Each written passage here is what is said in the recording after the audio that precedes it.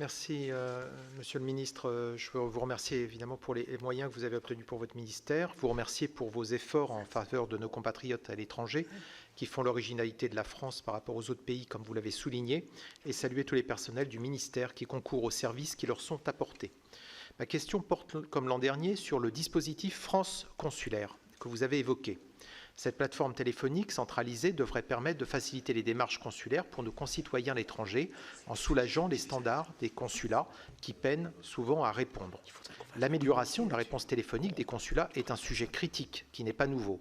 Aussi, je vous suis reconnaissant d'avoir initié ce projet que je réclamais déjà il y a plus de 10 ans à l'AFE.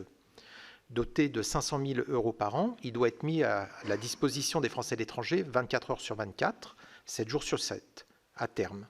L'an dernier, je vous avais déjà interrogé sur ce projet, qui avait à l'époque pris une année de retard. Vous m'aviez répondu qu'il serait déployé en 2021. Le service France Consulaire a été introduit la semaine dernière. Ouf! Je souhaite partager plusieurs observations.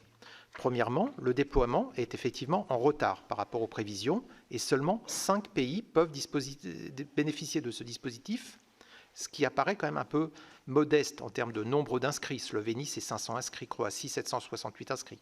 Donc, il faudra attendre fin 2022 pour le généraliser à l'Union européenne. Aucune date n'est pour l'instant donnée pour la généralisation dans le monde.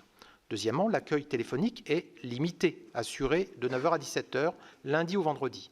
Troisièmement, le dispositif ne semble pas vraiment centralisé, puisqu'à ce jour, nous avons 5 numéros de téléphone, 5 formulaires de contact pour 5 pays différents, avec une liste de questions différentes. Mes questions sont simples. Avec 500 000 € par an, je m'interroge si ce budget est suffisant pour financer la création d'un centre d'appel destiné aux Français de l'étranger, qui, de fait, apparemment, n'est rien de plus qu'une petite foire aux questions, un numéro de téléphone et un formulaire de contact. Pourrions-nous disposer d'un cahier des charges de ce service France Consulaire pour comprendre les objectifs en termes de réponse apportés aux usagers afin d'évaluer sa pertinence? Je vous remercie. Sur le dispositif France Consulaire, M. Cadic, bon, je n'ai pas exercé. C'est vrai que c'était un peu compliqué de le mettre en œuvre, mais jusqu'à présent, ce que l'on me dit, c'est que les 5 pays qui ont été mis en boucle, ça fonctionne, et nous ferons en sorte que les objectifs que nous avons fixés soient atteints pour les raisons que vous avez vous-même indiquées. C'est à la fois allègement des contraintes pour nos compatriotes et puis en même temps meilleure facilité de réponse pour les consulats.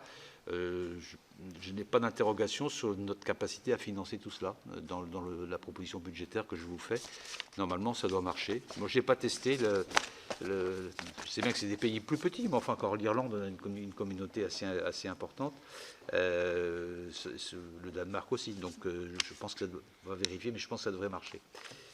Et c'est une démarche tout à fait essentielle qui a été initiée.